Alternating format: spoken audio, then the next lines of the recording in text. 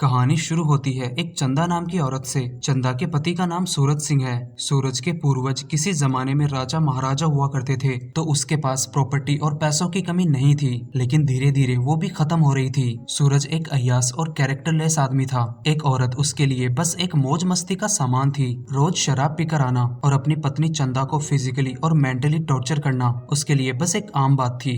चंदा रोज सूरज को बर्दाश्त करती थी अपने बेटे युवराज के लिए। चंदा अपनी जवानी में एक प्रोस्टिट्यूट थी और तब वो सूरज को पसंद आ गई थी, तो उसने उससे शादी कर ली और अब दोनों के एक 16-17 साल का बेटा है जिसका नाम युवराज है। शादी के बाद चंदा कभी खुश नहीं रही, लेकिन उसने सूरज को अपने बेटे की वजह से कभी छोड़ा भी नहीं। वो युवराज को एक अच्छी जिंदगी देना चाहती थी। उसने युवराज के दिमाग में बस एक बात डाल रखी थी कि उसे पढ़ लिख कर इंग्लैंड जाना है। युवराज भी अपने पापा को उनकी हरकतों की वजह से ज्यादा पसंद नहीं करता था। जब भी वो अपने बाबा से इंग्लैंड जाने की बात करता, उसके बाबा उस पर गुस्सा हो जाते। चंदा कोठा छोड़ चुकी थी, लेकिन अपनी दलाल से अभी भी कभी कभी हालचाल पूछने के लिए कॉल कर दिया करती थी। लेकिन उसकी दलाल को पता था चंदा तभी कॉल करती है जब वो बहुत ज्यादा दुखी होती है। एक सुबह जब सूरज सिंह उठता है तो वो देखता है कि उसकी हवेली में एक नई नौकरानी आई है जिसका नाम रेखा है। रेखा के ऊपर भी सूरज की हवस भरी नजरें पड़ जाती है। रेखा के आने के बाद सूरज अक्सर छुप छुप कर उसके बदन को देखने की कोशिश करता। सूरज चंदा से पूछता है कि इस नई लड़की को काम पर क्यों रखा,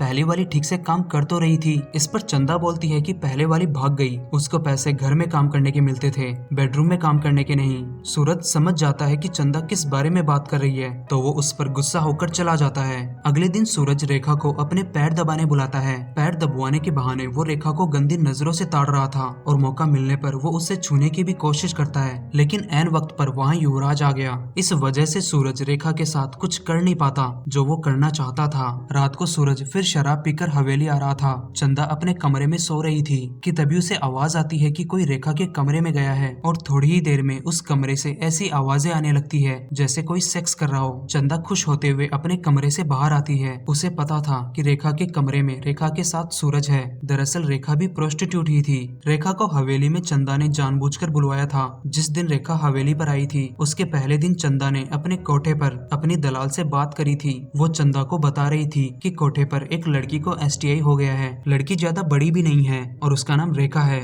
रेखा अब हमारे कोई काम की नहीं, कुछ वक्त में शायद वो मर जाए। तब चंदा ने रेखा को हवेली पर नौकरानी बनाकर मंगवा लिया। उसे मालूम था कि सूरज अपनी गंदी नजर रेखा पर जरूर डालेगा और तब वो बीमारी कभी न कभी सूरज को भी हो जाएगी और वो भी मारा जाएगा। उसके बिना कुछ करे सूरज अपने आप रास्ते से हट जाएगा और तब उसे उसके अत्याचारों से भी छुटकारा मिल जाएगा। लेकिन चंदा जब रेखा के कमरे के पास होती है तब वो देखती है कि सूरज तो नशे में लड़खड़ाते हुए बाहर से आ रहा है। ये देखकर वो बहुत ज्यादा घबरा जाती है। उसे तब समझ में आता है कि रेखा के साथ सूरज नहीं बल्कि युवराज है। चंदा ने जो प्लान बनाया था हुआ उसका सब उल्टा। हवस कभी न कभी सभी को अपनी चपेट में ले ही लेती है। यहीं पर ये कहानी खत्म हो जाती है। अगर यहाँ तक पहुँच गए हो तो वीडियो को लाइक करें, चैनल पर पहली बार आए हैं तो चैनल को सब्सक्राइब करें और बेल आइकन को भी जरूर प्रेस करें। तो मिलते हैं अगले वीडियो में एक नई मूवी के साथ। तब तक के लिए गुड बाय।